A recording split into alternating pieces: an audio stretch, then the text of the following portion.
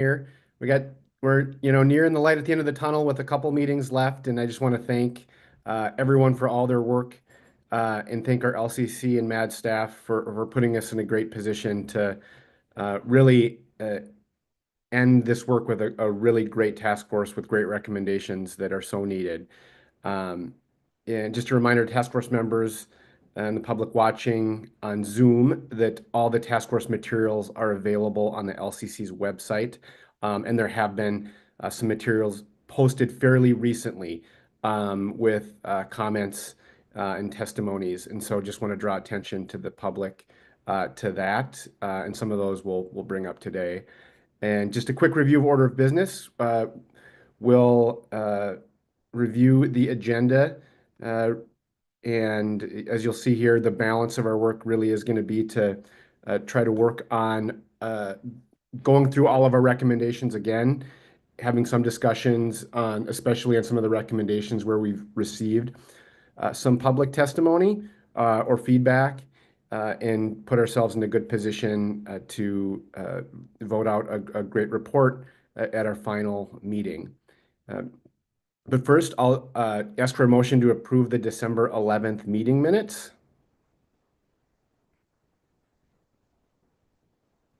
So moved.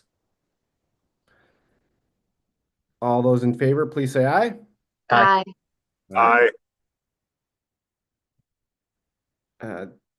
There we go. So again, I want to mention that we're going to go through recommendations one by one again, and our goal is really to have the key substantive conversations we need to be able to have close to guidance from the task force about how to proceed. I think there'll probably be some where there remains some work to do, some editing to do based on our conversation. But to the extent we can have the substantive conversations at this meeting to put us in a good position and have the direction we need to get a final report in order, that's really our goal for this meeting. And with that, I think we'll go to the next slide. Yeah, just the reminder of our task force meeting flow where we've been. And we have 2 meetings in January. The 2-step here to get to the final report. And review our operating agreements. We can go to next slide. All right. And then for the updates, I'm going to turn it to Senator Port. Thank you, everyone. Apologize, my dogs are barking in the background. Want to thank all the task force members for your work over the past several months. Representative Howard and I are incredibly grateful for the contributions to this important work. This task force was established to explore a set of very complex systemic problems and make recommendations to the legislature and to other partners. In our 7 meetings over 4.5 months, we have deepened our understanding of the challenges and made excellent progress to identify potential solutions and draft recommendations. I especially want to lift up that a lot of thoughtful work has occurred over a really busy time of the year for everyone. We had a very productive start to the work, and we want to reaffirm that foundation.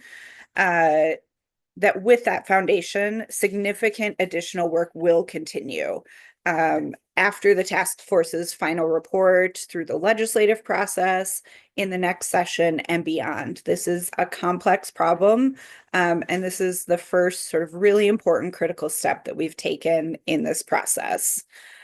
We've heard from several task force members who've asked about prioritizing recommendations. Representative Howard and I have listened really carefully to this. However, we are not going to pursue that in our limited remaining time. This task force has done extensive work to generate almost 70 potential solutions, which have been pared down to 19 draft recommendations. This is great work, and we anticipate in the full report, the final set of recommendations will provide us a clear sense of overall priorities that the task force collectively supports.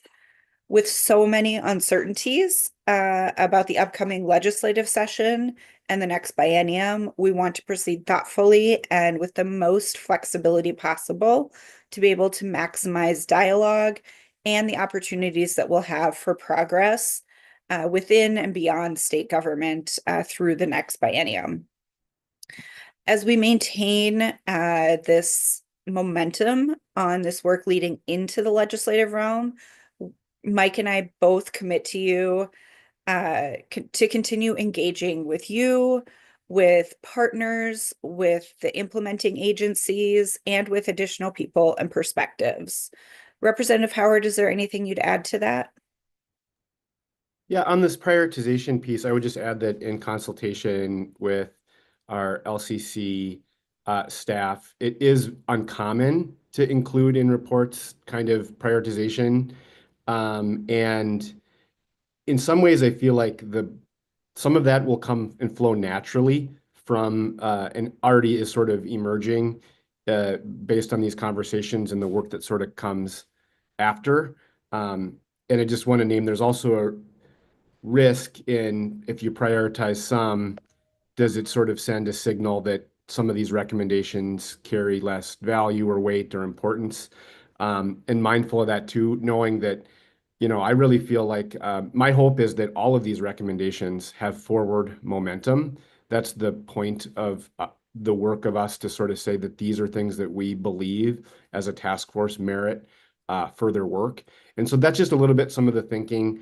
I would invite, if there are any sort of brief questions, answers, responses from the task force, Chair Port and I are happy to answer any questions.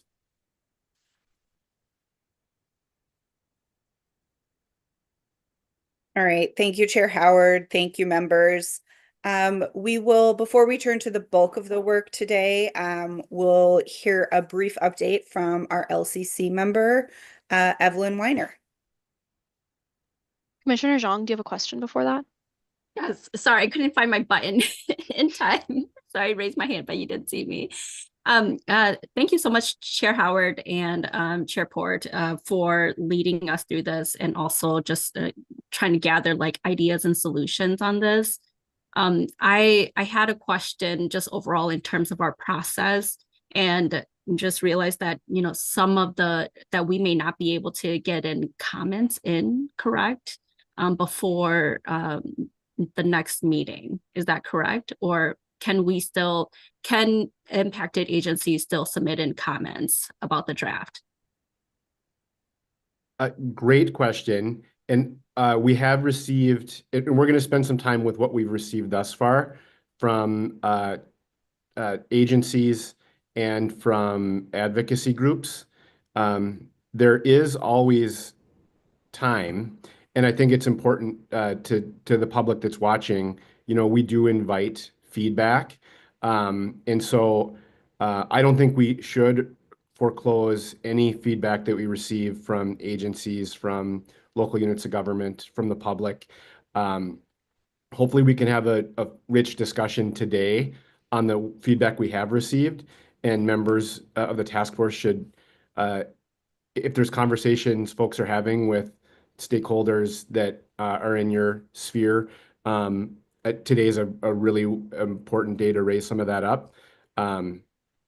But, our report isn't final till we collectively take a vote on these recommendations at the final task force meeting. So long way to answer your question is there is and should be opportunity for the public and for interested parties to weigh in. Okay, thank you for clarifying that. Jesse?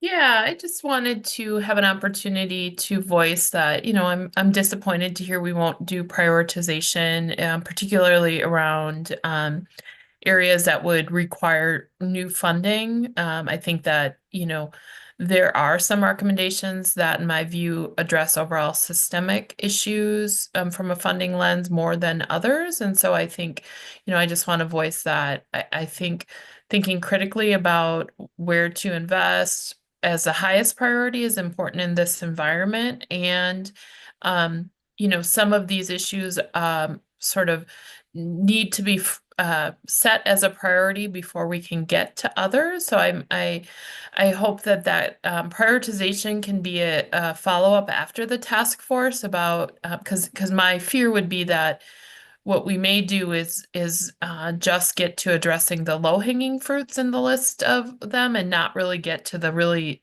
sticky, complex issues that are systemic and will really repair things going forward. So I hope that can be our next step after the report is some ability for a group to identify what's step A here and proceeding. Thanks for that feedback, Jesse. I absolutely agree that that is, in my eyes, the next step that would happen in sort of the legislative process as Chair Howard and I and our partners in the legislature start thinking and looking about what we can move this year in future years. But I do expect that that will all continue to happen in community, that we will do that work together. And I think we have absolutely learned so much from everyone on this task force about, sort of the most critical, really deep, sticky issues. And I actually think that that's really has been really helpful for us. I will also encourage folks to lift up in the conversation today, if there are places where you want to highlight that, because even if we don't specifically prioritize in the report, having those conversations can help to inform all of that moving forward. So I think that's, hopefully part of the discussion that we have today. Okay. Evelyn, I'm going to pass it to you for a brief update from LCC. Thank you, Chair Port. Members, you received the draft version of the final report. The only two sections that are complete at this stage are the membership section and the overview of the task force section. I just want to take a moment here to give you the opportunity to review your membership section and ensure that your name is spelled correctly and your job title is correct. There's always one that slips through the cracks. So feel free to just drop that in the chat if you see that, and you can take a look at that anytime during this meeting and report back to me. Any questions on either of those sections? Chat looks like it's only set up for direct chats. I don't see a group chat. Okay, I will get that fixed. And then once that's updated, I will drop that in the chat.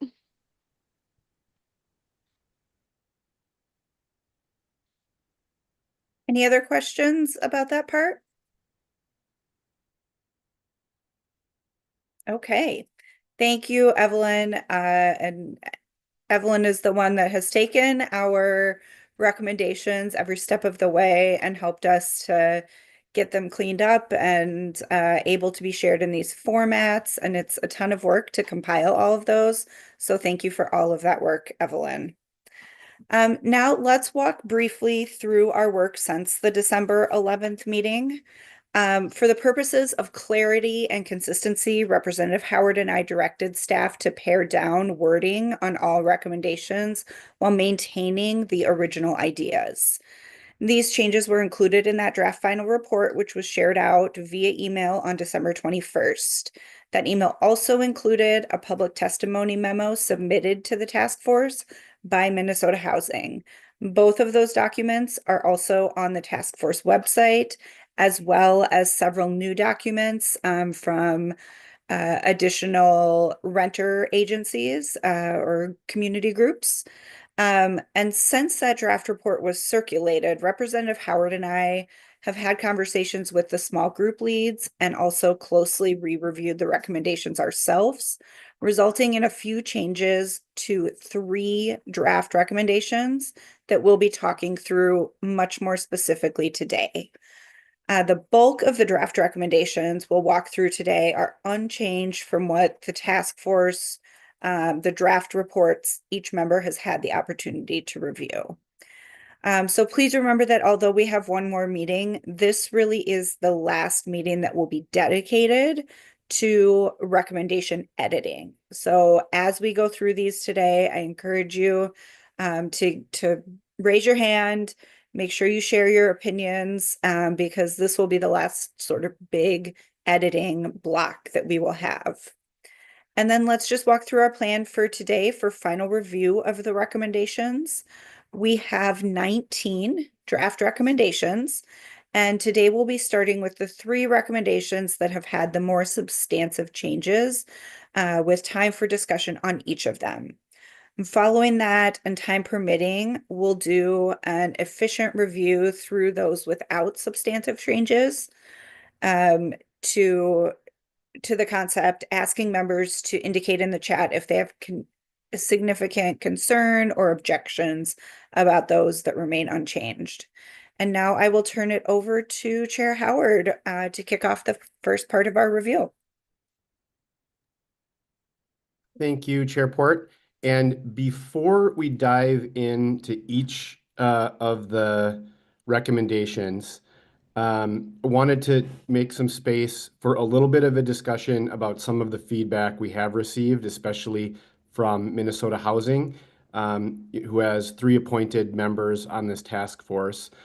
They did submit a memo with a fair amount of feedback on the draft report, and I anticipate some of that conversation will come up as we go through recommendations one by one. But given the important relationship we have with our state housing finance agency in this report and the significant amount of feedback, we wanted to make a little space for discussion, a chance for Minnesota Housing to talk about their memo, and as well for task force members to ask any questions about it before we dive into the recommendations.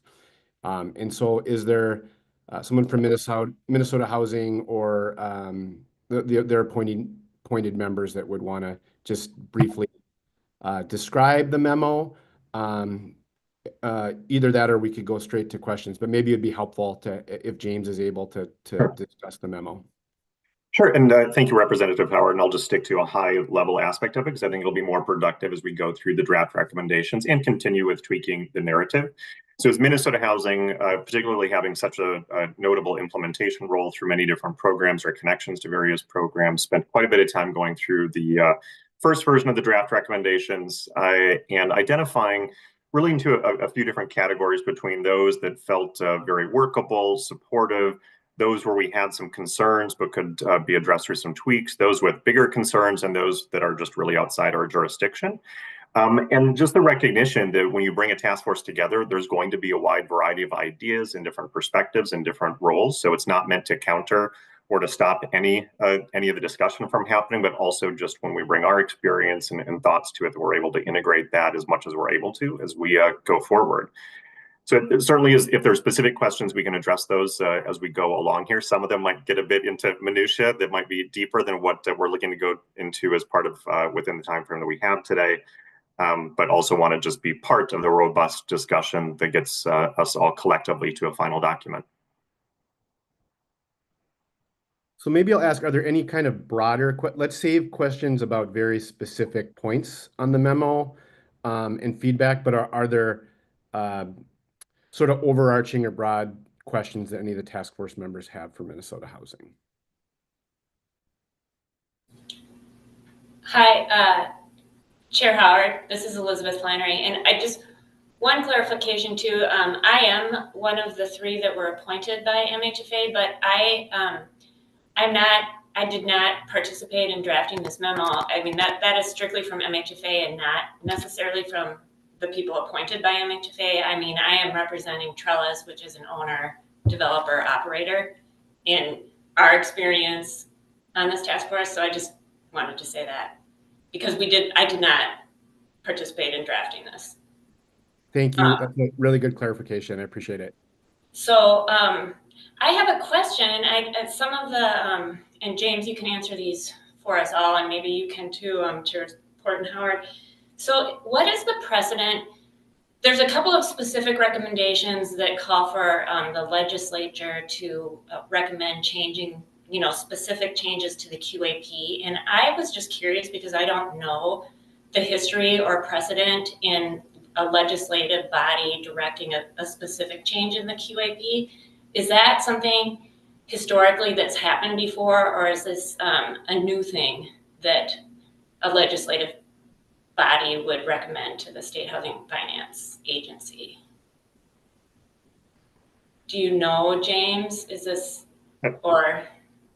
So I'll jump in first, but Representative Howard, Senator Port, if you have other knowledge, please do join in or others. So I'm not aware of past specific legislative directed changes to the QAP.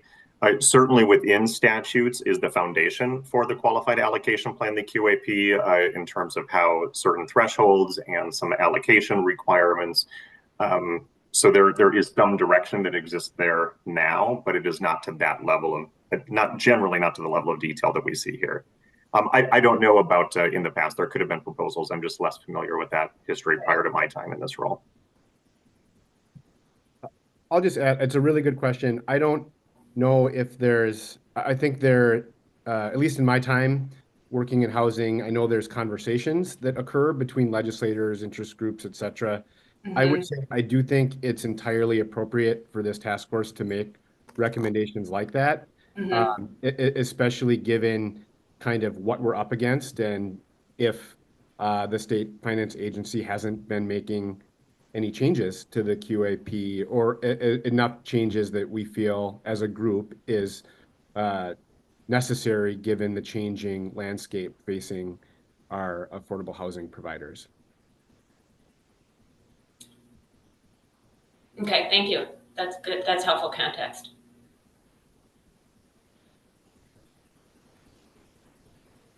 Other questions? If not, on the Minnesota housing memo, again, I think we can get more specific, point by point as we go through some of the recommendations. I also wanted to note that over the last just few days, we received memos from Homeline and the Housing Justice Center, two groups that represent our tenants and renters advocacy organizations. They also had some concerns supporting the overall work of the task force, but some concerns about some specific recommendations.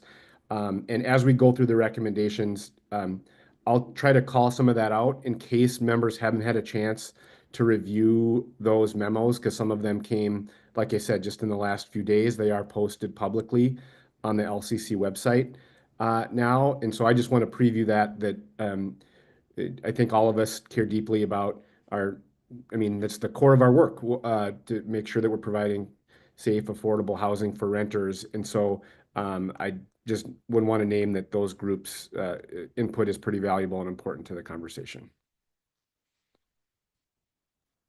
Where would we find those memos on the website?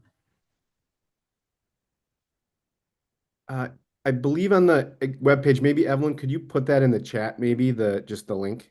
Yeah, I will add the link. The Minnesota Housing one just got added, but Homeline and Housing Justice Center should already be there. But I will add the link just right now. Thank you.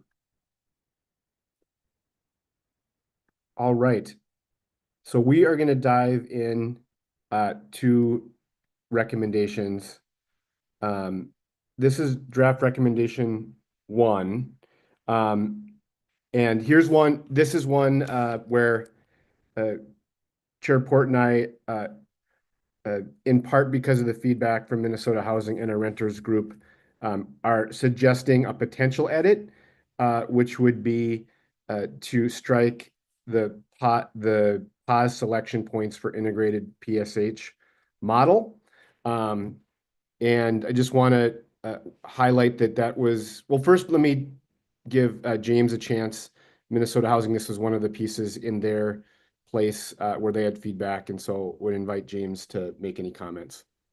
Yeah, thank you, Representative Howard. So on that particular item, the integrated supportive housing has been such a core part of affordable housing development and preservation and meeting the needs of unsheltered populations here in the state, that this was just fundamentally, from a mission standpoint, one of the items that was very important, but recognizing it's also in the context of other recommendations. Where can we secure additional and more consistent resources around supporting permanent supportive housing, whether it's 100% permanent supportive housing or integrated supportive housing? So it's that's the overview part of it, but certainly more details behind it.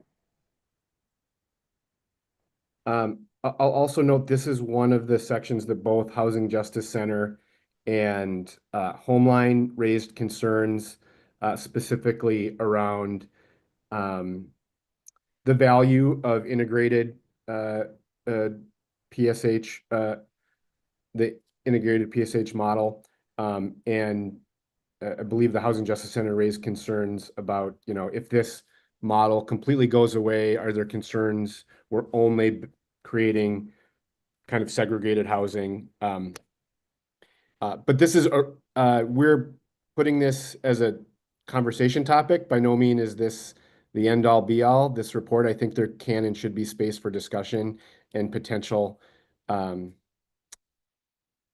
alternate language beyond this. I'll just say from my perspective, to me, the key part based what I've heard from folks is a lot of concern that this model is not working well or serving all renters. That we're creating situations where we have integrated PSH housing that isn't serving those renters and isn't serving the building as a whole, which is where this recommendation comes from. From my perspective, we do have a recommendation that involves studying this issue. And I think that's maybe a first step where we lean in to perhaps get a third party and the right membership, including providers and renter groups, and directly with renters as well, to be part of a study about what is and isn't working with the PSH model. Because I think what all of us would probably agree is that ideally we have a PSH integrated model that's working well. And so anyways, I just want to put those comments on the table, but this is one I expect to have a lot of discussion because I know it's one that merits it. So first we'll go to Commissioner Zhang. Thank you, Chair Howard. This is a recommendation with a strike through that I would be in support of. I also think that the evaluation piece is critical and necessary as a first step. My friendly recommendation to include in here would be consulting with the sub-allocators, and those are just a handful of them, I believe. So it's the City of Minneapolis, City of St. Paul, Washington County CDA, as well as Dakota County CDA, and I believe I may be missing one more, but it's only a handful of sub-allocators. And these are things that I have raised, and also in speaking with AMC that, this is something that would come from AMC and not just like myself, what I personally think. Shannon. I just want to recognize in this moment that I think one of the challenges that we've had on this space is balancing the needs of the renters and the needs of preserving buildings. And it's a tension of how do we keep dignified housing for those that, with the resources that our providers have, that it can be dignified. But I do think when I'm looking at some of these concerns that they have, that we might be sacrificing the deep affordability in order to maintain some of this. And so I just want to state that out loud, that this is hard work because it's hard work. And we don't have all of the answers, but it has been so much on making sure that our providers stay afloat so we can continue the services, that I'm hoping we can get closer to we can get into a both and still keep deep affordability and supportive housing for those that truly need it. So I just wanted to state that for the record. Super well put comments. And I think I really believe everybody on this task force, that's why we're here, because we care deeply about the communities we serve. And but that doesn't neglect the fact that there are tensions and this is really hard work. So thanks for stating it. Jesse. Sure, thank you. This is not a strike through that I would be in favor of. And I say that, really caring deeply and being involved in supportive housing integrated models since their inception. I believe that this concept can work, but the reality is currently it's not working, and I believe it's not working both for the owner operator service provider, but also the number of residents we see in this model not having where they're not placed in a situation where there's appropriate service levels and support. They're not being successful. They're losing their housing in 6, 8, 12 months. So continuing to pump out more of this housing while we evaluate and reposition this model, I don't feel is responsible to the people we're here to serve.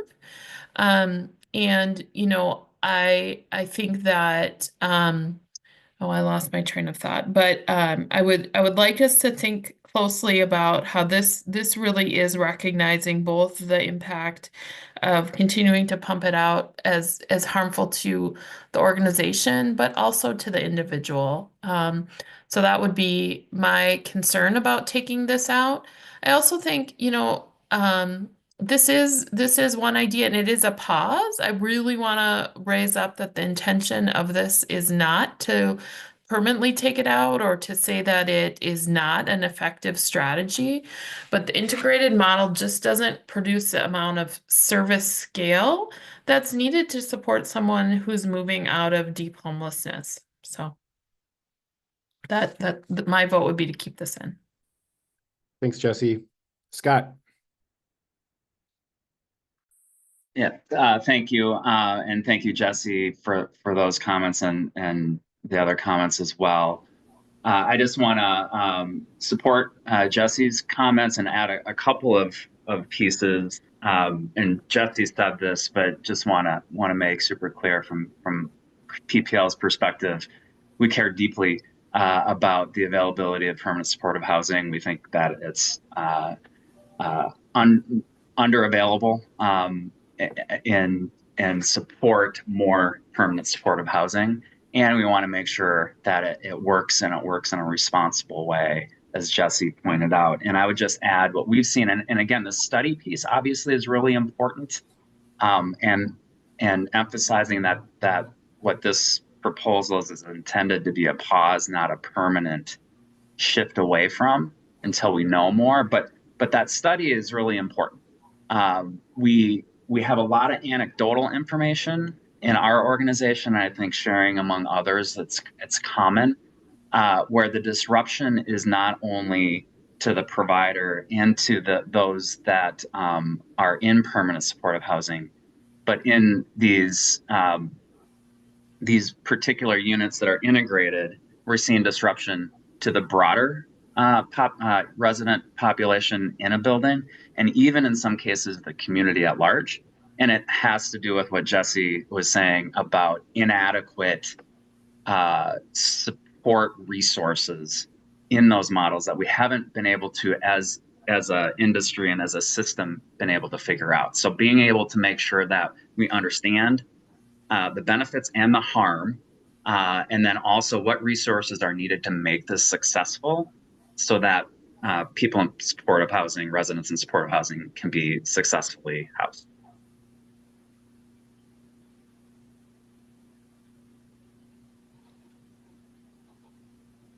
Ellen. Thank you, Chair.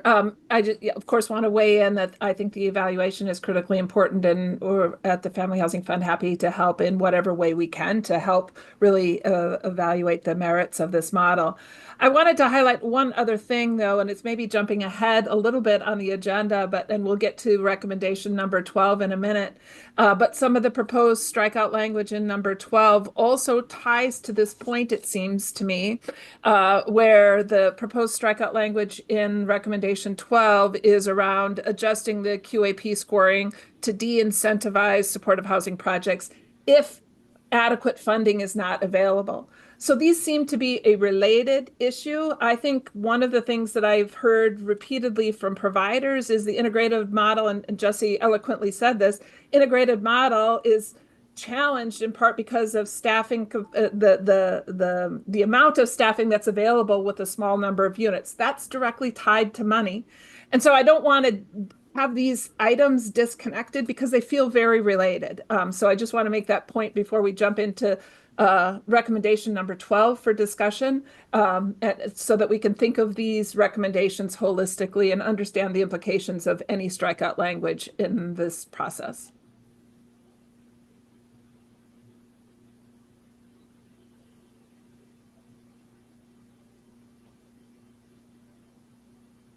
Can I ask a question to the group, since I know I want to spend a moment, since it feels like we do have consensus that a study is a really critical piece of this. Do folks feel the language we have in the recommendation on the study is strong enough? I'm wondering if that's a place that we should really spend a little bit of time and figure out, how do we make sure that we have actionable study language that's robust, that has the right folks involved in the conversation, the right folks leading the study, to do that part, that where we do have consensus. Because I think that's, as I've been thinking about, that's maybe an area where we should spend a little time and be more detailed. Elizabeth? Did I put my hand up? Oh, no, I saw you came off mute, so I thought maybe you had a Oh, I did. I apologize. I cannot find my hand raise button. But Okay. yeah, no, I wanted to.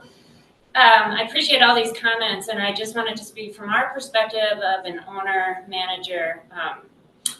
We do both models. We do the 100%, and we do a lot of integrated models. We have more than a dozen integrated supportive housing models, and so we have had some successes and some struggles in the integrated model, as well as the 100% supportive housing model. Supportive housing is just really challenging to manage. And I really do think the study and the evaluation is important, because even, as we do our internal evaluations of our portfolio and which projects are working and which aren't, there's a difference between one of our earliest integrated models is in Elliott Park, and it's a family project, and we have 5 permanent supportive housing. And this project is maybe 15, 20 years old, and it predates coordinated entry, and the whole selection process and criteria for formerly homeless households moving in is different. Service provided model is different, and it's worked really well all these years. So I think, I think an evaluation is critical in this, and I know that there are challenges more recently in this model. We're experiencing them too. But there's just a lot of nuance and a lot of differences even between owners on these projects, and I would hate to lose the concept of integrated, because it can really work well in communities when the residents moving in are paired well with the services and the resources available. And that's the piece that we hit and miss. We hit and miss on. Sometimes we get it for whatever reason. And sometimes we miss, and it's really challenging when those things don't match up. So that's my input there. I do agree that the evaluation is critical. We're considering not doing this model, because in our experience over 30 years, for the most part, it has worked well for residents.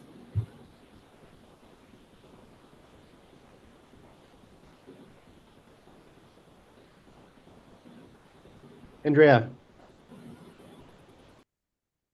Great, thank you. So just listening to this discussion, it sounds like there may be an opportunity to not just strike that language, but replace it with some additional language that would provide more robust sort of, language around an evaluation and the availability of, and potentially the availability of service funding related to Ellen's comment about recommendation number 12. So just wanted to offer that up as an opportunity of work that could happen between now and the next meeting. I know that there was a comment earlier that there wouldn't be any additional editing between now and the next meeting, but it seems like based on this discussion, there really does need to be some additional editing to this section, and hopefully in a way that could make everyone, that could address a lot of the concerns that have been raised on both sides of this issue. Chair Port, and I do want to mention folks should take a look at the chat because there's some really good comments in the chat as well that I think are pretty relevant. Chair Port. Thanks, Chair Howard. Andrea, I absolutely appreciate that. And I think just want to clarify that there probably won't be editing done at the next meeting. I do think that there is time and space between now and the next meeting to have this discussion, broadly today and have as much input as possible. And know that what might come away today is a small group of us need to do a little bit more work under the direction of the conversation that we had today. So absolutely agree that there is likely to be some additional editing that will happen both today on this meeting, but then also over time until the next meeting. My recommendation is that the subgroup that worked on this recommendation review the feedback from Minnesota Housing and from Homeline and from Housing Justice Center, and either one or both of the co-chairs can be part of that as well. And we work on some alternate language here. I think the discussion has been very helpful and clear that we need a little bit more work. I just want to name a few things that I think are important and that were in the chat. Jesse made a note that the language about the evaluation could add tenant perspectives. I think that's super important. I think we need to build that in. And frankly, I think that's partly why it's premature to just strike pause, to definitively say we think we should pause selection points because we need more of those direct tenant voices as part of the conversation. I also think it's relevant to have a conversation about who is going to own and be responsible for producing this report. And from my perspective, we probably should have like a third party that isn't Minnesota Housing Finance Agency be the owner of that report. And so let's if folks think it makes sense, we'll find a path to reconvene the subgroup that worked on this recommendation, and based on the comments from the entire task force, have revised language for draft recommendation 1 at our final task force meeting. Is there any questions about that approach?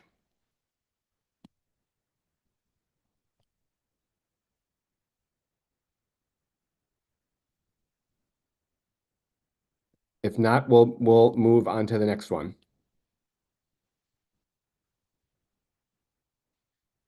This is related, I believe, as Ellen mentioned, draft recommendation 12.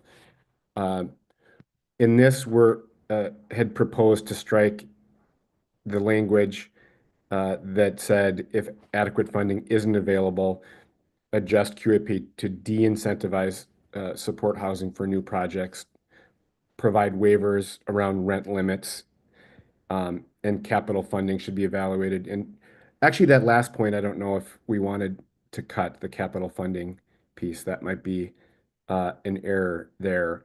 But this recommendation comes again from feedback, not just from Minnesota Housing, but from our renters and concerns about kind of the specificity here that we're suggesting perhaps before there's a robust study. Would open this draft recommendation 12 up for conversation from task force members.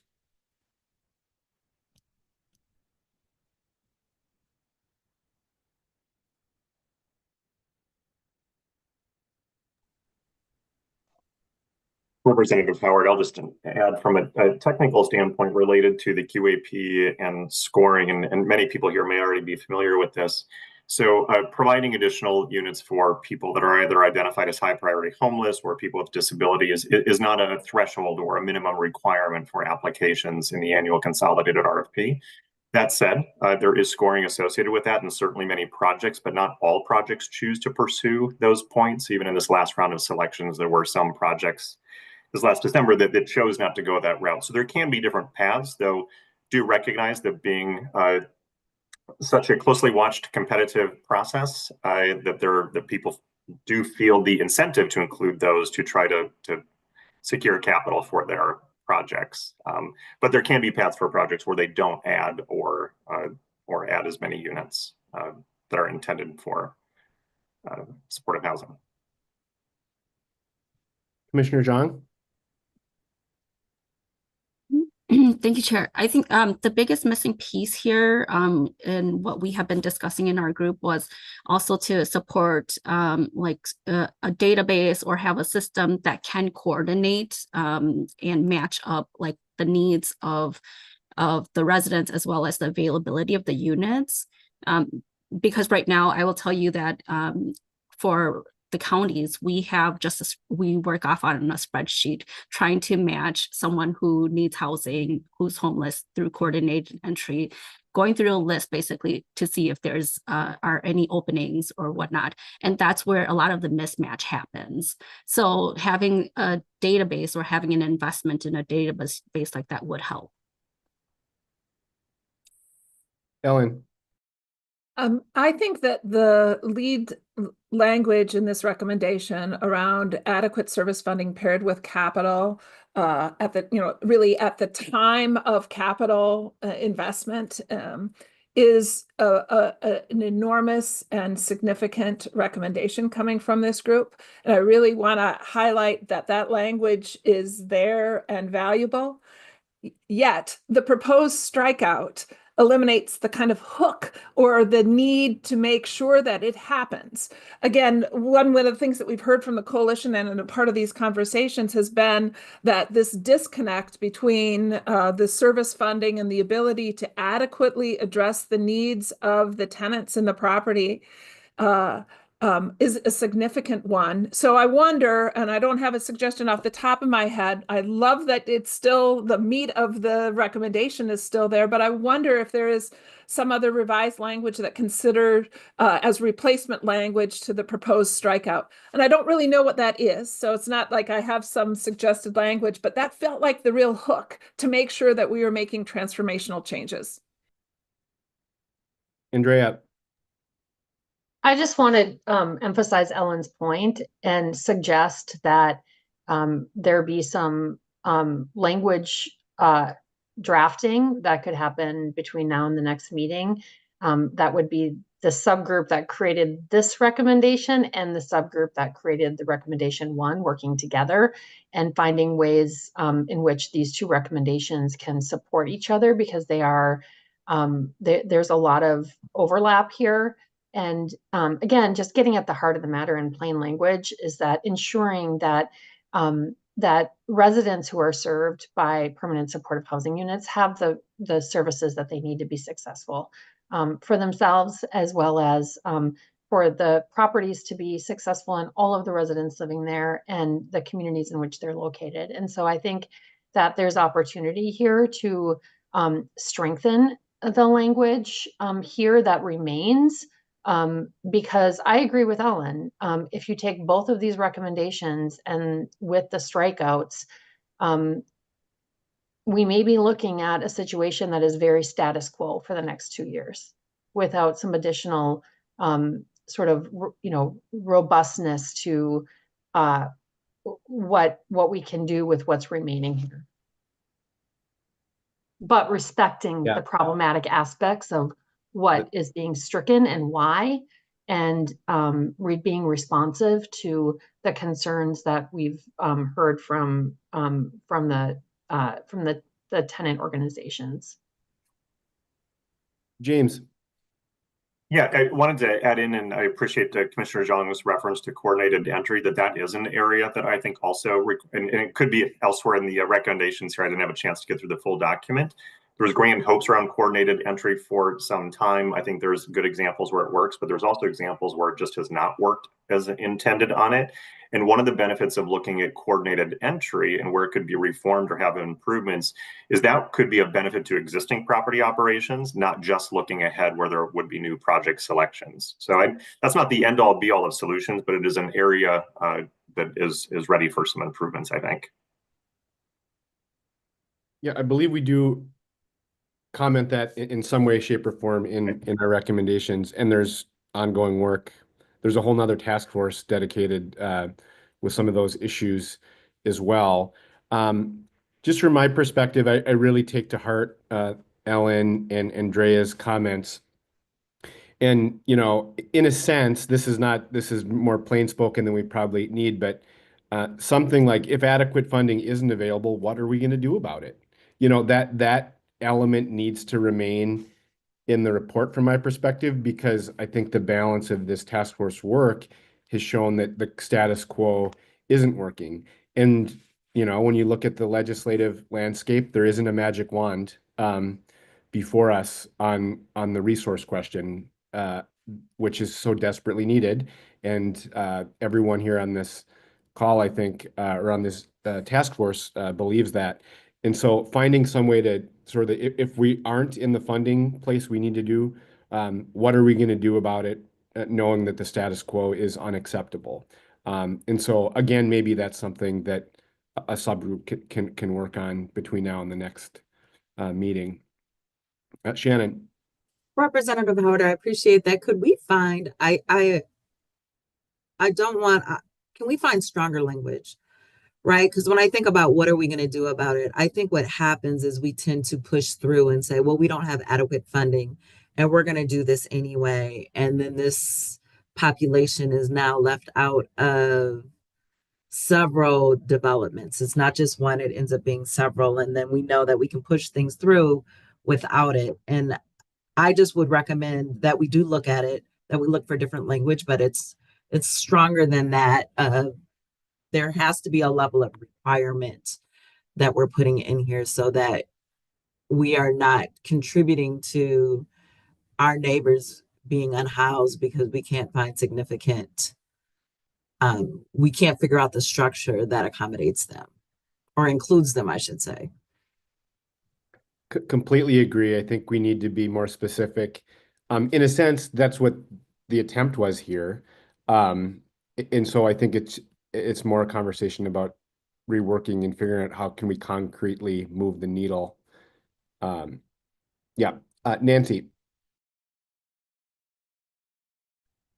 I agree with most things they're saying. You know, my concern with sort of this whole idea is that if there's not some money attached to it, how are we going to meet this? Because being an organization that applies for these funds and does 100% permanent supportive housing, and I can't bring 100% of the service funds to the table at application phase because some funders aren't going to fund me. I'm not going to know from HUD if I'm funded because the cycle of how that happens. So I don't want to lose permanent supportive housing because there's not enough service funding going into the idea that we already know there's not enough service funding.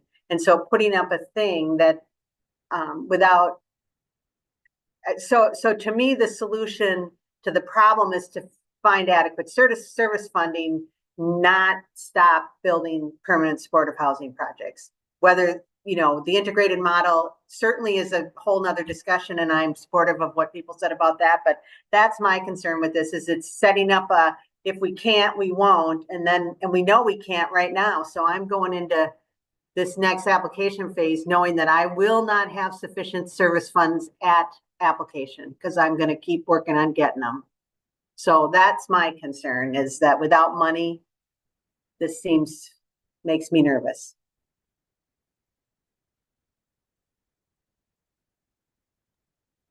Ellen. A point of clarification based on Nancy's comment. I really appreciate what you said, as this recommendation came from the work group that I was a part of. and maybe it needs to add, we need to add some edited language here.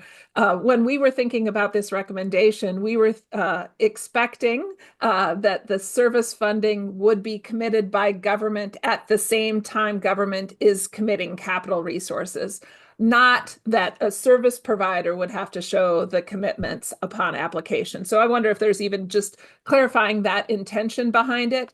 Doesn't create the money from a government perspective, but that was really the intention, is that if government is investing in capital dollars, they should be also investing in the service dollars that are critically important to supporting tenants. Chair Port. Thank you. Really appreciate the discussion around this. I agree with Shannon that what are we going to do? It just isn't like strong enough, and that we really should, in my opinion, call to attention with really clear language that if adequate funding isn't enough, the status quo is not acceptable. And so whether that means we need to find a new way, we need to, whatever that means, but like really drawing attention to the fact that we are all agreeing that not fully funding the services that are required to go around permanent supportive housing when we make those investments is setting everyone up to fail. And we just can't keep doing that. And so like just really calling attention to the fact that like we know that this isn't working and we have to find new solutions. And maybe it's not specifically calling out these solutions, but really drawing a sharp line that says we can't just keep going as it is for right now as we sort of figure it out. I appreciate the comments. We could think about some kind of language about directing the agency to create sort of an action plan for what are we going to be doing differently as a response to the fact that what's happening now isn't working. So I think there's ways to get at this. Further discussion on 12. Otherwise, I'm going to propose the same as the previous recommendation, that we pull that subgroup back together to take the feedback from the public, from the task force members, and to prepare some revised language.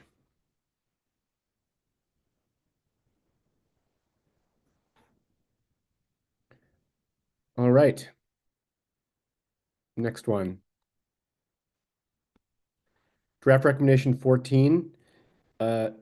Identify options to reduce regulation on affordable housing during the extended use period to ensure properties can be properly maintained.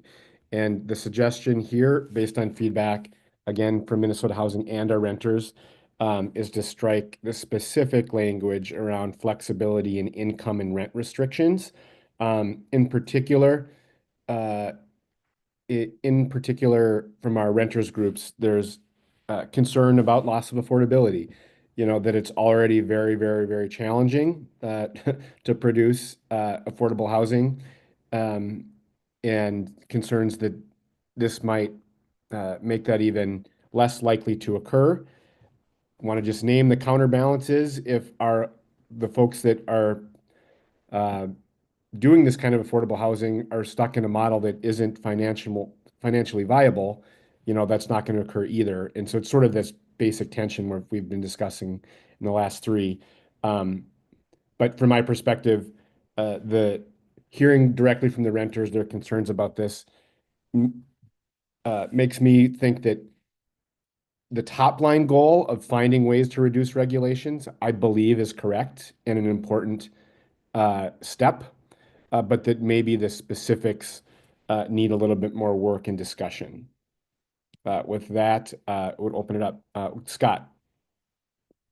Yeah, so I appreciate the feedback and share the same concerns, and I'm unsurprised that we're all feeling that way about losing affordability is obviously a huge concern. We've been fighting to expand and rapidly grow the availability of affordable housing and the availability of permanent supportive housing.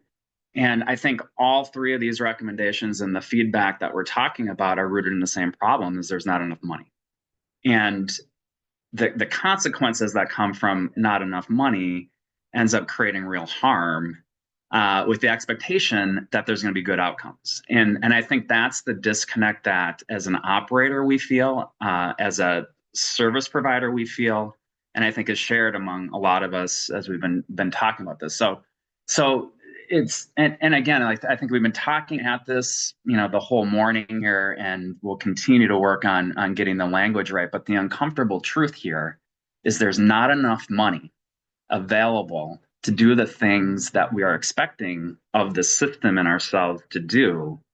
And I think part of this discussion is kind of the pushback of, if we're going to promise and commit to doing things, and I feel this really deeply as a provider, as an operator, if we can't execute on the things that we're being asked to do, we are complicit in the harm that's being created in community and among residents that are expecting services from us. And so again, I don't want to lose that. I think it's complicated to figure out how to do, but it goes back to Ellen's hook comment in item number 12 is, we need more money. If we don't have more money, how do we make a system, build a system that is commensurate with the resources that are available? Chris. Hi, good morning. Piggybacking a little bit off of that, I agree completely that we are looking to drive the primary objective here of long-term sustainability of affordable housing. And what I see with draft recommendation number 14 is really highlighting preservation and production side by side. I mean, it is a much more effective way to deliver long-term affordability through preservation from a taxpayer standpoint than it is new production of housing. So I do think we need to obviously pair resources very effectively, efficiently.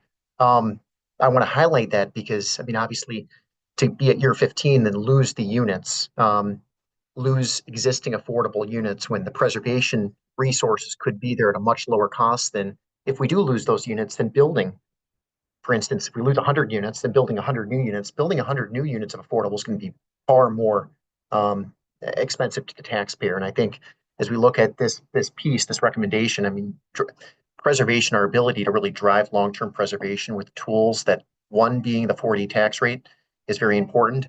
Touching back on the integrated approach, I certainly think there are great case studies for the integrated approach, but it is a very expensive approach on the front side. I think this is a very important piece. We have to be able to preserve projects at year 15 and deliver them up front so that they're structured in a way that through year 30, they're going to be sustainable. It's tough. There's got to be mechanisms at year 15 to year 20, potentially resyndication, that can come into play to drive reinvestment. But our ability to preserve at year 15 collectively is critically important, because it's much more cost effective to do that than to replace it with building new. Commissioner Jean. Thank you, Chair Howard. One of the things, I'm in agreement with what Chris had shared already too. I also, and also I'm trying to include what Scott had shared about just the challenges overall.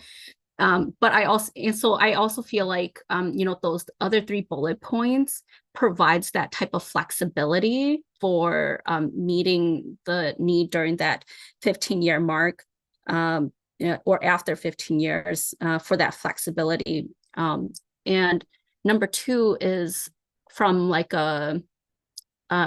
both like a resident and also as a funder of like affordable housing, is that this was a commitment that developers made, for providing those affordable units for a certain amount of time. And they were selected and awarded those funds because of that application at that time, where they said that they could do this for 30 years or so, 20, 30 years. So that's why, to me, like, as someone who's like seeing this and reading this, then it just means that like halfway through, you're going to change the terms, which doesn't feel which presents itself as like that it's trying to change the terms and it makes the application like not what it meant to say or do. I hope that's making sense in some ways, but in general, so that's why I'm saying that like I would be okay with that strike through, and I also feel like these 3 other points meet what it's trying to do, as well as the other points of the recommendations that we have been making already throughout this throughout the recommendations. Ellen? This recommendation also came from the work group that I was working on. And so I would like to, again, propose maybe a modification instead of a strike through on this language. And the language here that said guardrails should be implemented was really the intention of our group to have some parameters around this. And I briefly scanned the Homeline and Housing Justice Center comments.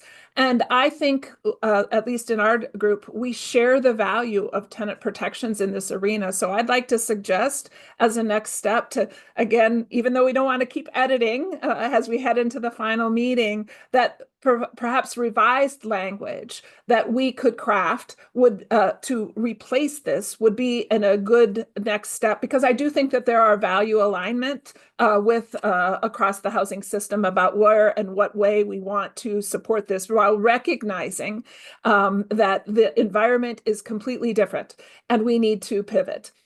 So I think replacement language might be a good place to land on that. And then the final recommendation I would have is on all 3 of these that have some reworking or modifications to language, perhaps the work groups that put these forward could work together. These all seem to be related, and I wonder if we could help land it by working together in these little work groups back together again and come back with language to present to the chairs would be a helpful next step.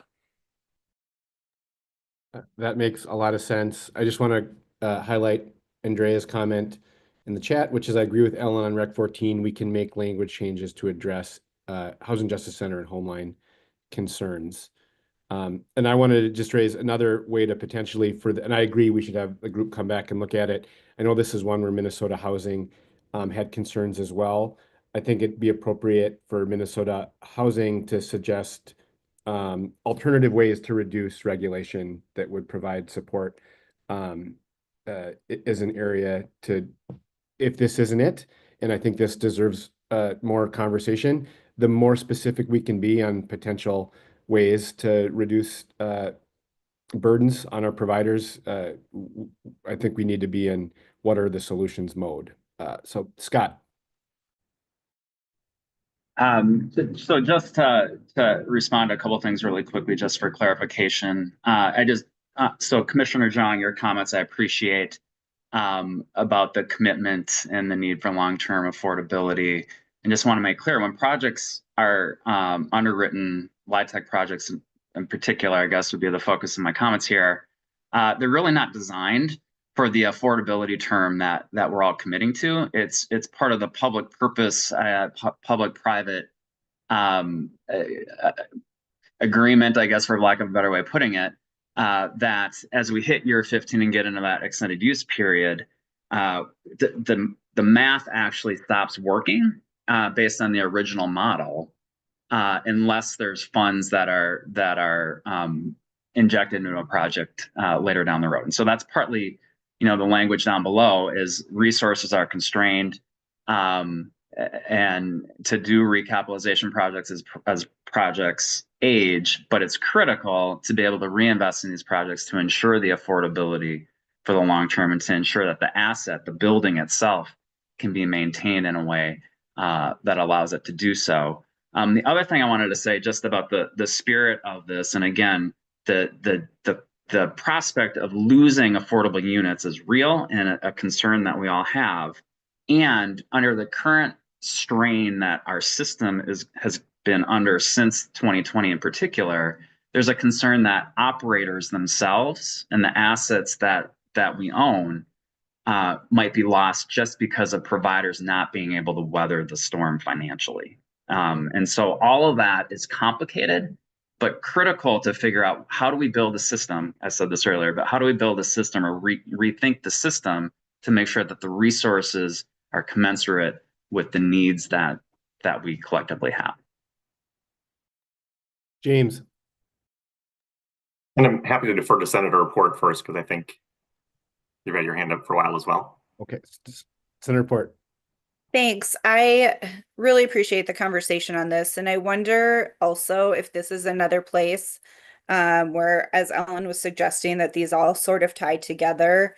And particularly with the study in the first one, as I've had conversations with various span of things around this idea, there is a lot of sort of, well, we think this is what would happen, or there's a chance that we'll lose units if we don't do something to address the affordability. But like Scott said, there's a chance we'll lose units or whole providers if we don't address this. If we loosen this, rents will go way up. If we loosen this, rents actually don't change that much. I think some of it is we don't actually know what happens in these cases. We don't have a lot of data for it. And so I wonder if this is another piece that, not necessarily talking about changing any of the conversation we've had around this recommendation, but potentially adding to that study some of like, what are the impacts of loosening regulation on this, or what would the impacts be of continuing to hold strong in this case in the current worldview that is different than people knew they were entering into 15 years ago. James? Yeah, thank you, Senator Report, for that, and Representative Howard. And this is an area where what I appreciate about the conversation we're having here, it is in the spirit of problem solving, because we can look out and see where there are issues and concerns at different buildings or within particular portfolios. And it is trying to find that really careful balance to the original commitment to affordability, which was 15, 30 years or sometimes more. There are actually parts of the country that expect 99 years of affordability, which is really just meant to keep buildings in the orbit for those discussions for preservation. And the reality is that commitments that were made 15, 20 years ago, the world is certainly different now than what it was then. There's just no denying that.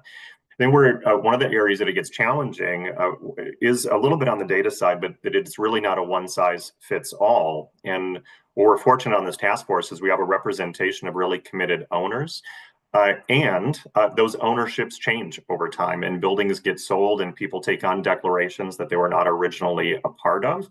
And there's actually many examples of both formal and informal workouts to try to find solutions that did allow flexibility, because to preserve the building and the affordability versus losing something through foreclosure.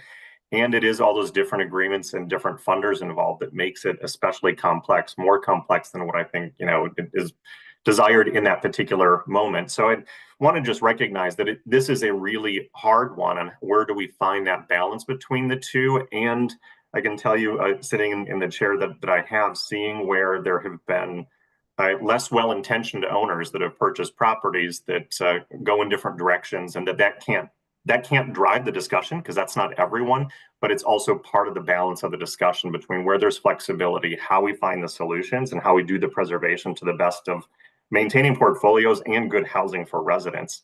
All of that is super hard to do on existing properties where you have those existing agreements. And I'm committed to having many discussions around where we can find solutions for that, because it requires some good thinking around it. All right, I'm gonna recommend where we've been with these last few in that we'll figure out a process to get our small groups back together. But as a way to wrap up, I want to call attention to Jesse's comment in the chat, because I think it's really an important question for all of us as we're working at crafting kind of alternate language, which is, my concern is if we see further evaluation as a solution, is what is going to happen while we evaluate? Do we have time? We should all feel that pressure, and the urgency of the moment is now. And so there's tension abound, but I think as specific as we can be about our expectations, where we're saying we need to do more further work, will be our friend. Like if we're going to suggest a study, we should be specific and direct and urgent about the timing and the evaluation and what we're going to do with that information. Because I don't, on its face, love the idea of a task force, uh, that's here to study an issue, recommending we keep studying it. We're here to propose solutions, and I think on balance, our recommendations do that. But I just think that's a really important question as we wrestle with these last really meaty, important issues. Can I just add, Mike, that I think that's an incredibly valid point. But I also think one of the problems we're having in this whole conversation is we don't have enough data because we haven't documented, we haven't studied, like we don't all agree on where the problems are. And the more data that we can add to that, the more evaluation can help us like understand the full picture. Exactly like Shannon said in the chat, it can help us really fully understand in numbers what we hear anecdotally. And I think that will be incredibly beneficial to continuing to move this conversation forward over the next many years. I think we all know that this isn't going to be a, hey, we found the solution and everything's fixed tomorrow sort of thing. And additionally to that, I think to the point of the evaluations, I would strongly recommend that any evaluations that are done, any studies that are done, are delivered to the housing committees in the legislature, whatever those look like at any given time.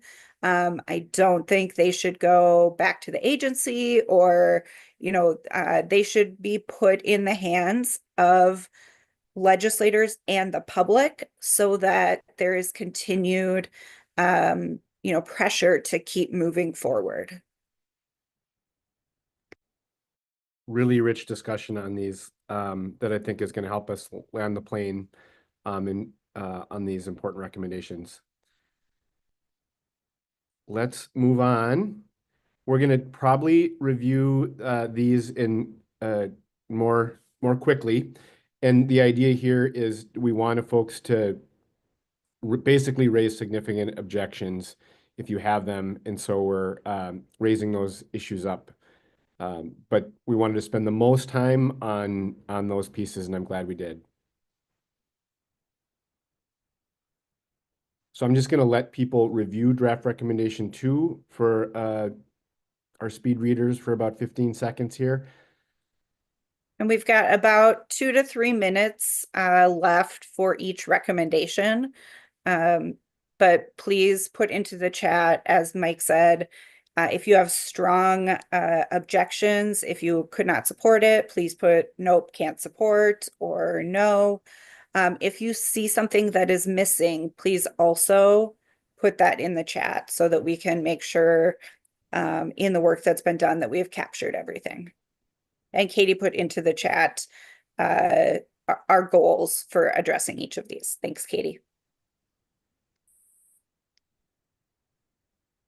Andrea. Thank you. James Linhoff and I have, with some help from some others here, have spent a fair amount of time helping to define the distinction between the traditional comprehensive preservation and the small p, as we've been referring to it in this task force, preservation.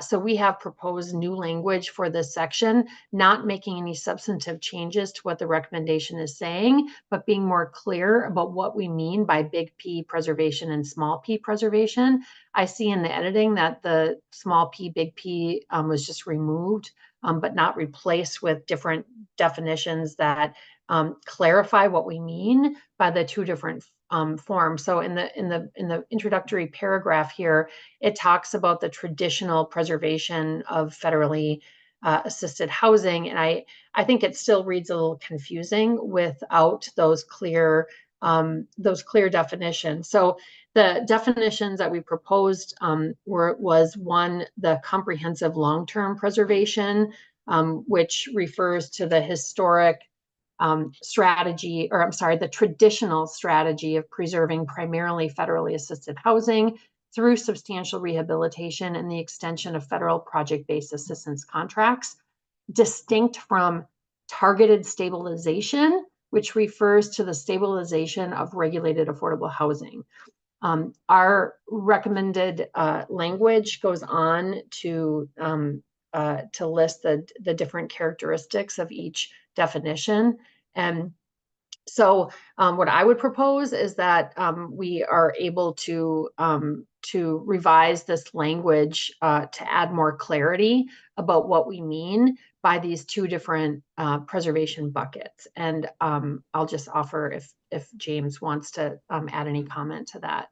Yeah, thank you, Andrea, and thank you for sharing your time on this particular topic. Because it was one of those areas where we thought we were coming from different spaces, and then realized we were almost entirely aligned, and then had some additional tweaks to help bring that language together. So as much as we can incorporate into the version, into this draft, because having that common terminology and knowing where we're starting from is so helpful as we talk about this, both for future funding and future policy framework discussions.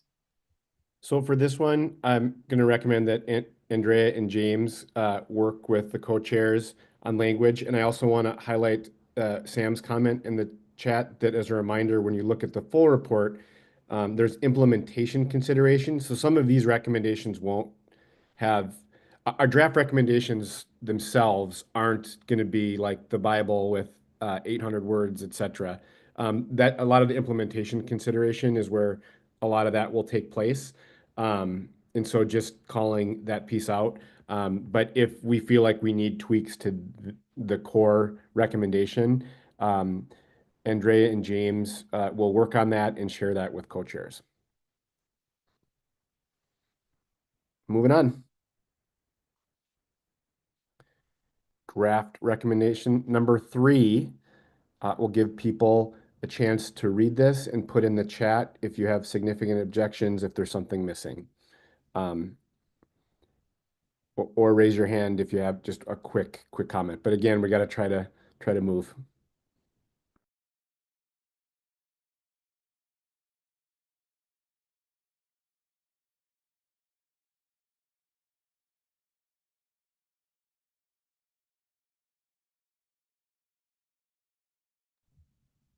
Not seeing any, so perhaps we can move to the next recommendation. Draft recommendation number 4 is to encourage the legislature and municipal. Well, I'll let folks read it. As you're reading this one, I want to note that both Housing Justice Center and Homeline had concerns with the second part of this language regarding rent control, and so naming that there were concerns there. I would note for the public that this report isn't recommending a state statute change. On that piece of it, we are recommending that local units reduce or eliminate barriers such as rent control policies.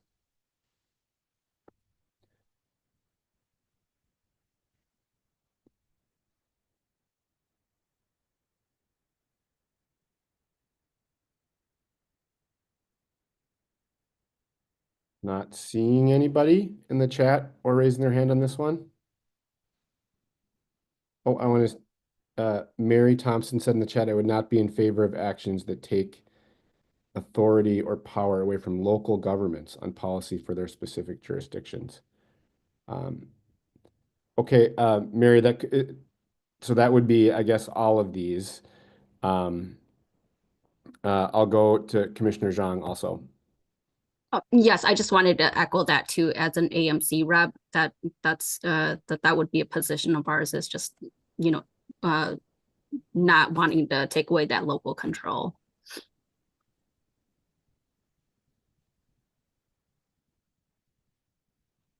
Can I just ask to Commissioner Zhang or to Mary, does that mean this entire recommendation? Are there pieces that you would be supportive of? Will you not be supportive of this at all? Because I think all of these are in some ways local control or could be construed that way. And so, just trying to understand, like, is that a 100% no, we will never support this? Is it there's some things in here we talk about, just trying to understand. From a greater Minnesota perspective, I can't find my raising hand thing. That's why I've been chatting. From a greater Minnesota perspective, we typically don't have zoning issues with our developers. Most developers are quite pleased to work here. And so the thought of having an outside jurisdiction without any sort of understanding, or the state coming in and telling local government how they should or shouldn't be zoning or doing things, or using their land, would be very offensive. And so anything related to that, I don't think that myself or AMC would be in favor of in any way. So I would say probably this whole recommendation as it stands would not be something that we would be supportive of. And Commissioner Jong, you can weigh in if that's what you believe as well. Yes, I would say I read it that same way too, but I'm also reading the language here about encouraging. And that can be in the form of more carrots, right? Like encouraging, through funding, funding to support more building a multifamily housing or workforce housing, depending on what the local government needs or what they see in their community. So I would say, that would still be a position of AMC, right? And then recommend state and local support for existing and new rent subsidies. The recommend state and local support for existing and new rent subsidy programs and resources, that's one that we would really support. The recommend state and local support for existing new and rent subsidies. So that last sentence. We could consider pulling some of these apart into different recommendations, so that if some recommendations have 100% full support of the task force and some, have 80 or 90% support for the task force, it is an option we could do, because some of these, I think there's an argument that this is all kind of related, but there are some differences. I would note, I don't think counties really have much purview over local planning and zoning. At least at the legislature, this has been more of a conversation about cities, and just naming for the public that there are a lot of ways that cities across the state, including greater Minnesota, have put up barriers to build affordable homes. And so I think that's a little bit where this recommendation comes from, and the desire to have policies that make it easier to build the homes that Minnesotans want and need.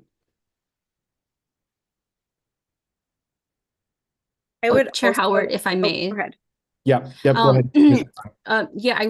I just wanted to add about our experience from Ramsey County. Ever since we lobbied for our HRA, we've been able to support and promote the development of more multifamily units in our suburban cities. Because before we were all seeing just everything from St. Paul, right? But then it moved out to that because we had funding available, and that attracted both developers as well as cities who are seeing that, oh, hey, we can leverage our HRA with the county's HRA dollars to build affordable housing and more units. So that's why I would just say that we've had to work really hard with our cities to get to this place. And that's why I would just also say that that's why counties really value that city-county relationship. And I just want to say I really appreciate Ramsey County's leadership on this, and the city of St. Paul's leadership, and some of the counties in Ramsey County, but just name that not every city is created equal in this conversation. But thank you for your leadership, Commissioner Zhang. Senator Port. Thank you. I would caution against pulling these apart and trying to nitpick it too much, because I do think, both the group that worked on this and also Evelyn that helped compile it, in that first sentence, it is encouraging the legislature and local municipalities to enact policy changes. I don't think it's saying we as a group are in support of, any particular policy change. We are in support generally of things that make it easier to build and preserve affordable homes. And land use and zoning is something certainly we're discussing at the legislative level, but it's also something that local municipalities are in charge of enacting policy. So if there are changes that are going to be made, they would certainly be partners in that, as they've been partners over the last year in our conversations. So I do think that, raising these things that do show up as barriers to building affordable housing is good. I wouldn't want to be more specific about saying that this group as a whole agrees to any specific policy change, but that as a whole, we need to remove barriers to getting more affordable housing built, which I think everyone on this task force agrees with. And seeing a point by Andrea in the chat as well, that this is already compromise language to encourage versus the recommendation earlier in the process that was more specific about sort of state statutes. Okay. I think let's move on to the next one here. It is a reality of all task forces that not every recommendation is going to be 100% supported. But appreciate the conversation on draft recommendation number 4. Number 5, our public safety recommendation. Any concerns about this one or information that's missing? Commissioner Zhang. Oh, let's see. I see that both Hennepin County, Ramsey County, and cities and counties are named here, but I think the other one is Metro Transit because they operate, transit in our metro here too. So I would just add them to this conversation. And I want to add one note too for it. In the feedback from Housing Justice Center, they suggested some language that makes clear that people with lived experiences are part of this process too. And so that's a good language addition too. Jesse. That's just what I was going to say, that we could add that to this one, adding that perspective.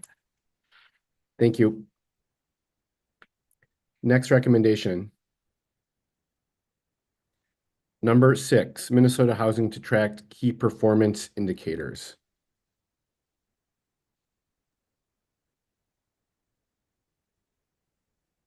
James. Yeah, we're neutral on the indicators that are there. If it's at all possible to identify a different entity that would do that, just with there isn't regulatory authority within Minnesota Housing. Not all affordable housing is within our jurisdiction for that type of data. There are definitely some other third-party organizations that do great summary reports around indicators in affordable housing need that might be better positioned for something like that. So don't have a position on the data itself, just an entity that might be in a better spot to collect that type of information from a wider scope than what is within Minnesota Housing's portfolio.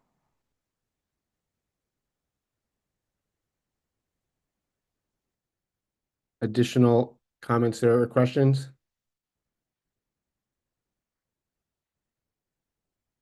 If not, maybe we can put that in a bucket of if there's a little bit of conversation to go. All right, let's move to the next one.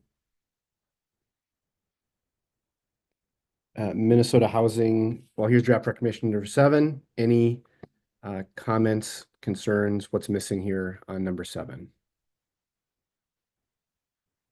James. Sorry, this is just one I have to note that if there's any way to strike this, I know we're past that point. This is a spot where Minnesota Housing is deep in negotiations with HUD to come to a good solution. We know that it has taken some time to get to that point. It is in a spot of trying to protect the state's public investment in affordable housing properties in light of their first mortgages and subordination agreements. We equally share the desire to get to a solution as long as it's a shared solution and not just a direction to settle on that, which I don't think is the intention, but we just don't want it to be the result. Can I ask I'm trying to understand the harm of the recommendation. Is it just the fact that somebody is saying something publicly? Like I'm open to the idea, like if we as the task force feel like this is happening already, but I'm not clear on the harm of having the recommendation. It could just be around the language for it, and it might be that this is actually resolved before this report is done, because we are very close and in very active discussions right now with it, and we don't want it to suggest to HUD that there should just be a solution that doesn't also share the benefits of the state of Minnesota resources on it. So it's a complex, nuanced area that we want to have resolved. We all agree on that part of it. It just, I Jesse. don't think it adds to the discussion. Yeah. I was just going to ask James, is there a way to say to just what you said in here that that resolution would be favored in the best interest of Minnesotans? I mean, is there a way to just say that?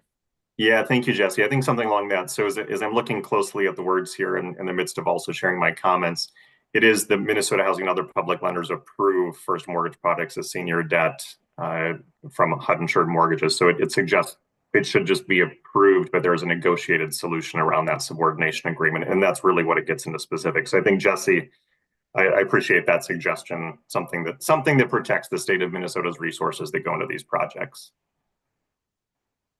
Chris.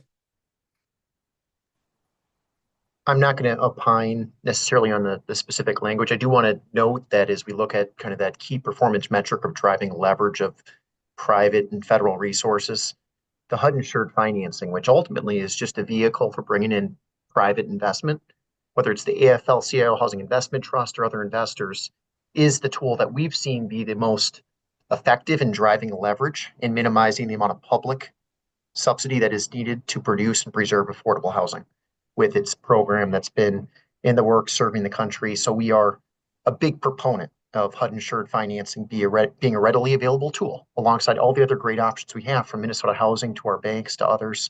It is critical that that is a tool at the table as we have a menu of options competing to drive up the leverage of private and federal financing so that we can minimize the amount of state, county, and local resources to do what we are all tasked to do, and that's deliver quality long-term housing for all the residents of Minnesota. And if there is space to offer some alternative language there, I could work with our council on what some alternative language within the theme of what Jesse was suggesting. I'd like that direction if we can find something in that space so that we can have the full toolbox. I agree, Chris. We want it all to be out there as options. That sounds like a good next step there. I'll note we have 10 recommendations left in about 20 minutes. We're going to get there. I believe it. So we'll go to the next one. This is, and I would note, like, if I don't want to short us, I'm hoping that if we run a little bit long, that folks are able to hang on, maybe an additional 10 to 15 minutes if need be, but we'll just see how we do and can touch base on that near the end. So here's draft recommendation about closing deals faster. I know this is one where there is some implementation comments in the draft report, but comments on draft recommendation number 8, what's missing, any concerns?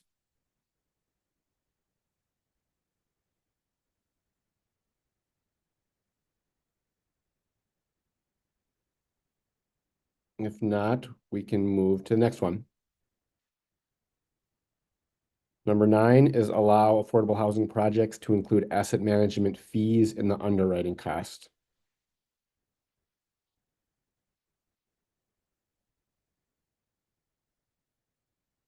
Anybody on this one? All right, next one. Number 10 is about retooling underwriting standards. I'll give folks a minute to read and to put in the chat if there are concerns or comments on what's missing.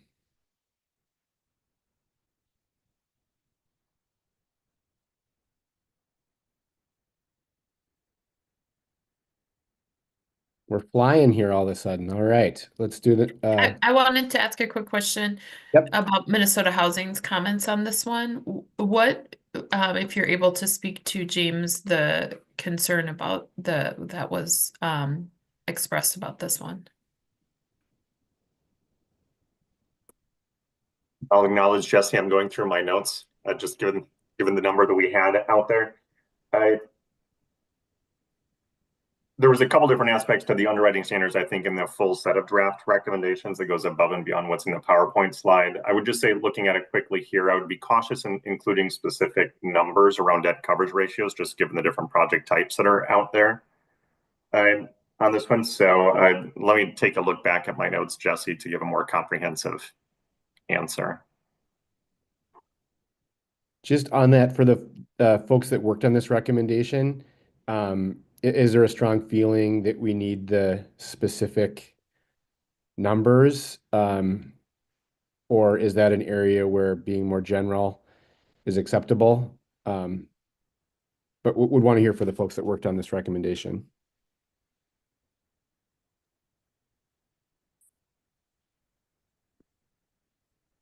Ellen.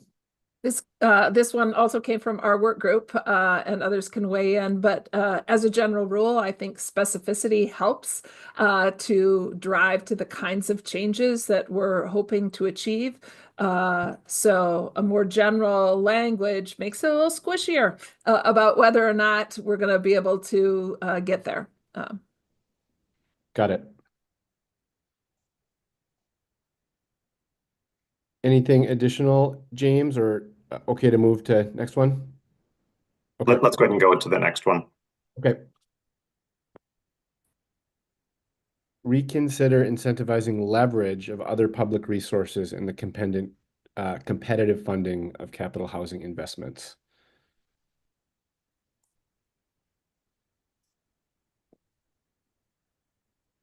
Feedback on this one from anybody?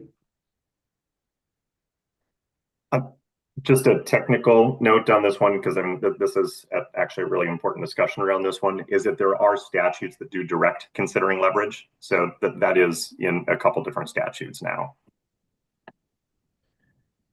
That's maybe in the implementation notes. We should make sure that that's included. Good flag. Chair Howard, sorry, I can't get to my hand raising button quick enough. Yeah. For this, just as a local funder, we rely and also need state funding to support our projects. And some of our, I would say some cities and also some counties do not get enough to do their own projects, right? So leveraging local funding here is critical to also for the local governments to be able to get projects off the ground. That's good feedback. I wonder on this one, on the implementation, to me, it's one that requires a fair amount of context, so that we're clear about the reason why. So maybe put this in a bucket of making sure that we have a little bit of a discussion to make sure we get the context right in the implementation notes, or however we want to structure that. James? Yeah, and Representative Howard, I mean, this is just one of those good examples where the nuance and the details matter in it, because leverage on the surface can be good, and it does extend the state's resources and the scarce tax credit resources to go farther, and leveraging can add complexity depending on what the other requirements that are coming in from those other funding sources. So I think as part of this, when we think about implementation, it isn't necessarily about trying to reduce leveraging, it's about the results of leveraging and how can we have more coordination and not the additional layering of different affordability types, for example, or different affordability definitions that add complications to projects over the long term. So I think it's an area I have a particular interest in, actually, but that I think there's a couple different ways to approach that. So I think let's put this in the bucket for our small groups to come back with some, maybe a language tweak both to the recommendation and then making sure we get the context right, because I feel like we're saying the same things here. And James, if you have suggested language of how to sort of think about that consideration of coordination, that I think that would be really helpful. All right, next one. Number 13. We'll give folks a chance. Chair Howard, sorry, my comment earlier to draft recommendation number 12 should be for number 13, is about that coordinated, like that database should be here. Okay. Yeah. And do I need to draft it, or will Evelyn or someone add that, or do I need to send that to add this to the recommendation? Just in general, I think we're going to have to do some work, Chair Port and I, with our task force to like basically figure out the right groups and the right people that have interest and ideas on this. And so look for more direction to us, I think, about sort of next steps to make sure like we get the right people and the right conversations. Okay, thank you.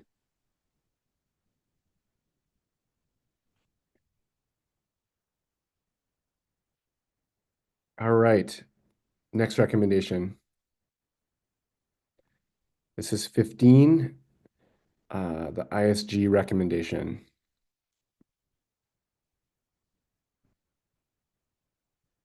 Anybody with deep concerns here or things that are missing?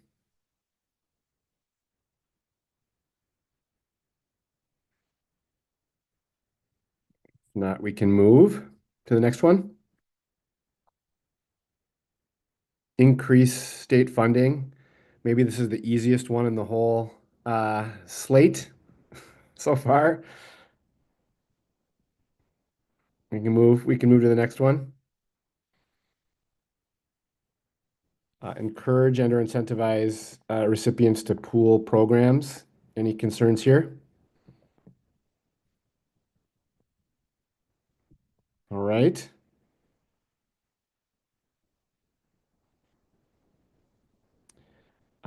Draft recommendation number 18, which is our insurance one.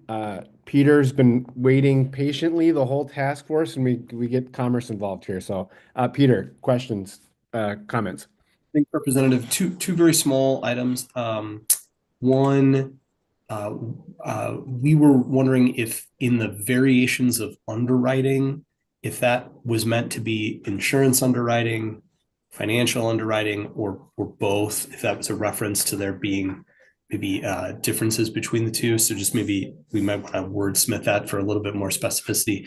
And then, and you and I had talked about this too, that in the third sentence, there's the agency is directed to compile the report. And after listening to the discussion earlier about sort of accountability and reporting to the legislature, just want to make sure that we have clarity about whether or not it's the two agencies together filing that report, or if it's one in consultation with the other.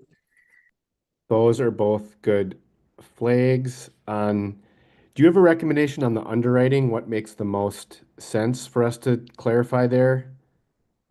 Either Peter or folks that were part of that work group.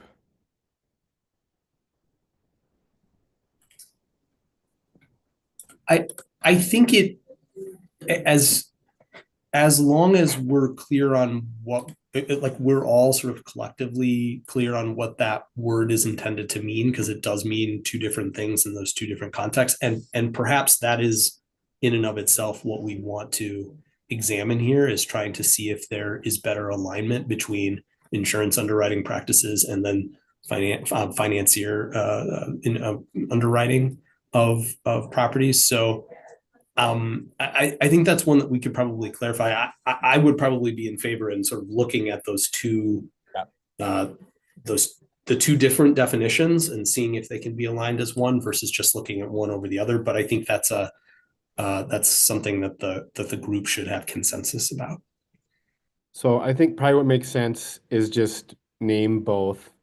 And then on the agency, we can maybe have a quick discussion. Sometimes it's helpful to have one agency own, like doing the report, and would think that for this one, Commerce would make the most sense, but I'm open to that, and maybe offline can have a conversation that involves both Minnesota Housing and Department of Commerce. All right, next recommendation. We'll let folks read this one.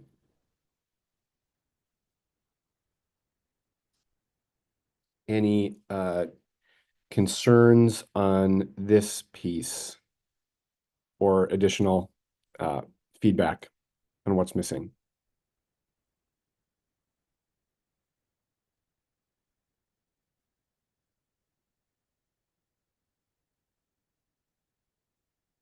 All right. Then I think we're through the recommendations. Great So job. yeah, that's good work again. We have a little bit of time. I think it's valuable to make space for any questions about our next steps. But I want to first just say I'm immensely grateful after every one of these meetings, but especially this one, about just the care, the smarts, the commitment that everyone on this task force has to the issue we're addressing that's so important for Minnesotans. We're in a good place to have a really quality report that drives real action, which I think that is what all of us want to see, is real action and real change that ultimately delivers safe, affordable, dignified housing to more Minnesotans. And so thank you, thank you. In terms of next steps, Chair Port and I will meet with LCC and MAD staff to figure out the areas where we need more discussion and make sure that we're sort of reflecting each of those. We'll walk through these and figure out the right group and the right subgroup to kind of meet. I think it'll be important for us to be clear with our subgroups on timing and make sure that where we are proposing alternative language, that our groups are creating that with enough time for the full task force and the public to have a chance to see them. And so we'll work to create a process for that between now and the next meeting. We are also still going to continue to work on the narrative statement. Several folks have volunteered to participate. Admittedly, not a lot of work there has occurred yet, but it is forthcoming, and those that have showed interest in participating will be getting communication with myself about next steps on that front.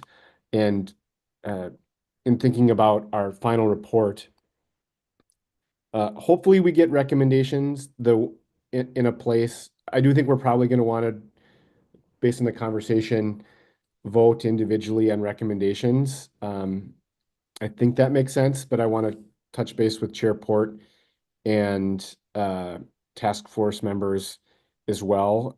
So there's an opportunity, if there are areas of slight disagreement, members of the task force aren't put in a place where you have to just sort of vote up or down the whole thing. But I'm open to feedback from the task force members on that piece.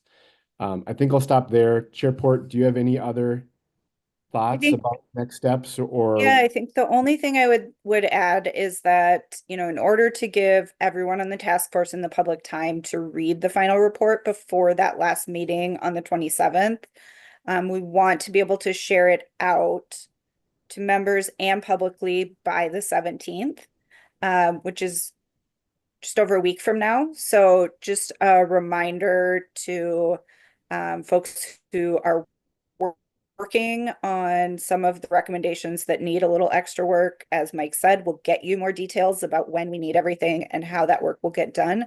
But we will need it to happen in the next handful of days.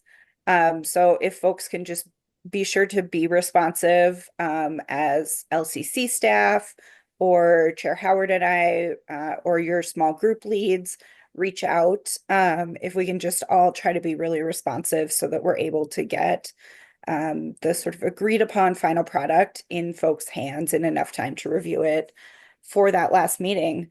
And otherwise, I would just say, again, thank you for continuing to lift up the concerns you have, but also the great ideas and solutions that you've all brought to the table. Are there any questions before we conclude?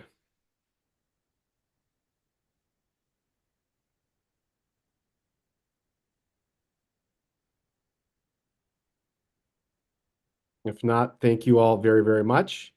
And with that, this meeting is adjourned. Thank you.